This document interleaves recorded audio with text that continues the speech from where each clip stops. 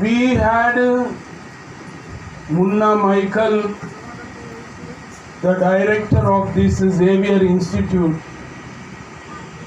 and I remember he came and he expressed his desire with conviction and confidence to start this institute in the name of Saint Xavier Education Institute.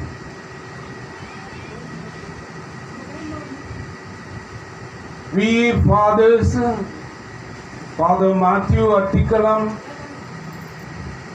myself, and many other well-wishers all together came to support Munna Michael to go ahead with his vision of